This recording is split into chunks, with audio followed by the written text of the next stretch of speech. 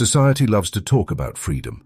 It celebrates independence, individuality, and the idea that you can live life on your own terms.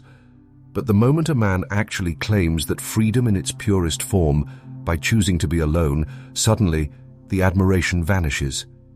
People start whispering. They label him strange, antisocial, even dangerous. Why? Because the man who enjoys solitude breaks the unspoken rule of conformity. He refuses to play the game of endless noise and shallow validation, and in doing so he reveals a truth that terrifies the crowd. If you can be content with yourself, you cannot be controlled. Think about it. Society thrives on people who constantly need approval. Entire industries, from social media to advertising, depend on keeping you restless, always comparing, always chasing something outside yourself. But the man who finds peace in solitude doesn't chase. He doesn't beg for attention. He doesn't crumble when ignored. That makes him unpredictable, and unpredictable people are always feared. This is why the crowd hates him. Not because he has harmed them, but because his very existence is a mirror. It reflects their dependence, their emptiness, their inability to sit with their own thoughts. Where they drown themselves in distractions, he thrives in silence. Where they seek escape, he seeks truth. His solitude exposes their weakness. Carl Jung understood this paradox well. He believed that solitude forces us to confront the hidden parts of ourselves, the shadow, and most people are terrified of that encounter. But the man who embraces solitude proves it can be done. He is not lonely. He is free. And nothing threatens a society built on conformity more than a man who cannot be bent, bought, or broken by the need for approval. So the question is, when faced with silence, do you fear it, or do you let it set you free? Picture the man who enjoys being alone. He doesn't scroll endlessly to fill the silence. He doesn't chase the approval of strangers or measure his worth by how many people text him back. Instead, he finds strength in stillness, clarity in silence, and meaning in the company of his own thoughts. While others rush to prove their existence by being constantly seen, he dares to disappear, and in doing so, he discovers himself. Society, however, has no patience for this type of man. In a world that worships busyness and noise, solitude looks suspicious.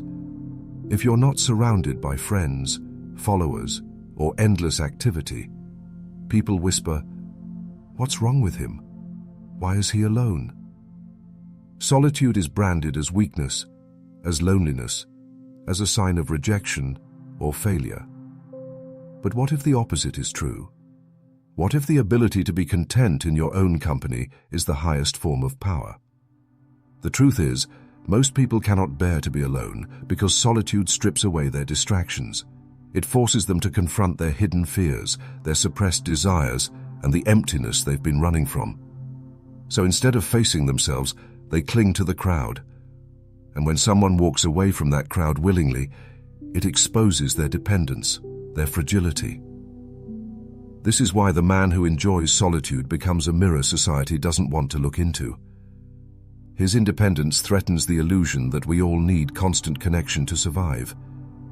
He proves that peace isn't found in noise but in silence, and that freedom doesn't come from blending in, but from standing apart.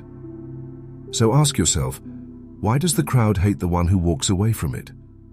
Why is the man who finds joy in solitude seen as dangerous, when in reality, he may be the only one who is truly free? Carl Jung once said that the privilege of a lifetime is to become who you truly are. But most people never touch that privilege because it requires walking through the dark corridor of the self, a place Jung called the shadow. The shadow is everything we repress, deny, or fear within ourselves. It is the jealousy we hide behind smiles, the rage we bury under politeness, the insecurity we cover with arrogance. And solitude is the one mirror that reflects it back at us without distortion. That is why most people hate to be alone, because in silence, the shadow speaks. It whispers the truths we spend our lives avoiding.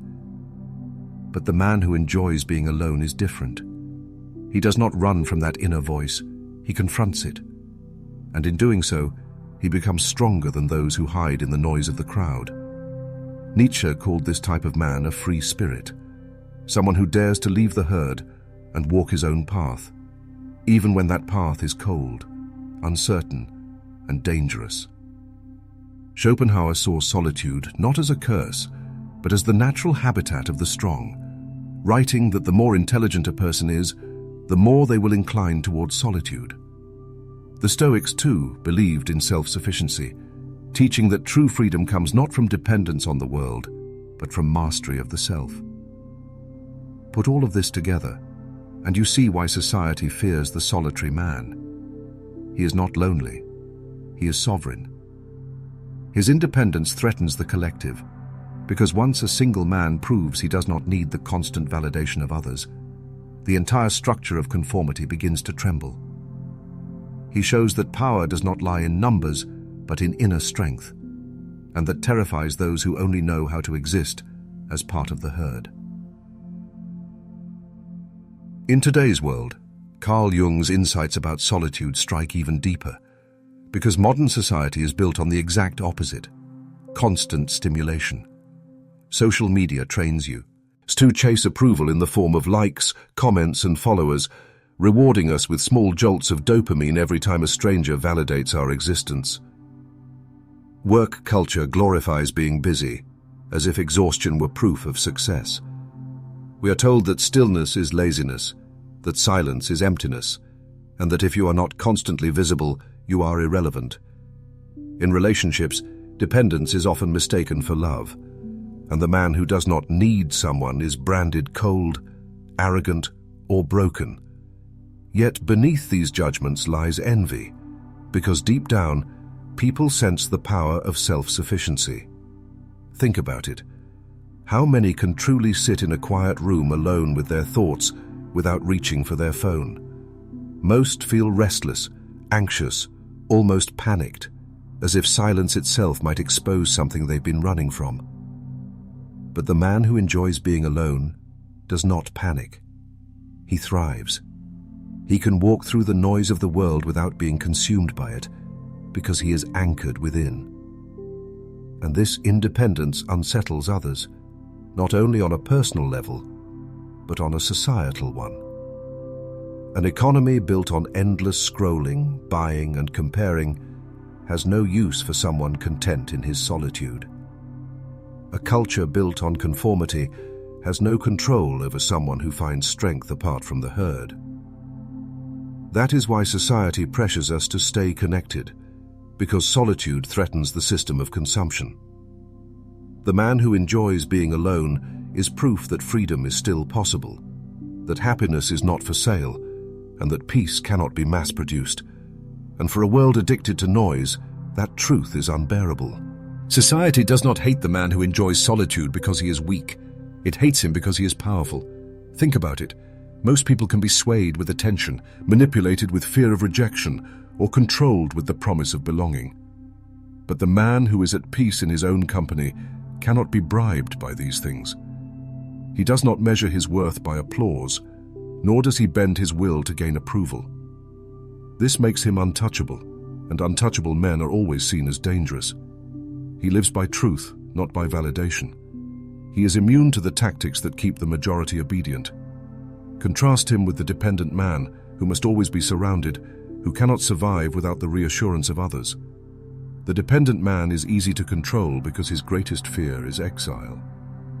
But the independent man has already walked into exile willingly, and he has discovered that solitude is not punishment. It is freedom. That is why he is feared. He represents what others secretly crave, but are too terrified to claim. He becomes a living reminder that you do not need the crowd to be whole. The metaphor is clear. He is the wolf who left the herd, not because he was rejected, but because he saw the cliff ahead. While the others march blindly toward their fate, he takes the lonely path into the forest, carving out a destiny of his own. His independence shines a light on the crowd's dependence, exposing how fragile their sense of self truly is. And nothing is more threatening to the collective than the one who proves you can live without it. That is why the man who enjoys being alone is not merely misunderstood. He is resented, feared, and quietly hated. So now the question turns to you. When the noise of the world fades, when the crowd no longer drowns out your own thoughts, what do you do? Do you reach for distractions? Scroll endlessly? Cling to anyone who will give you attention? Justin, to avoid being with yourself? Or do you sit in the silence and listen? Because that silence is not empty. It is full of answers. It is where your fears surface, but also where your strength is born. The man who enjoys solitude is not running from life. He is walking straight into it, stripped of illusions, armed only with truth. And that is why he cannot be controlled. So I leave you with this challenge. Before you seek company, first learn to befriend yourself. Because if you can't face your own shadow, how can you ever hope to stand free in the light?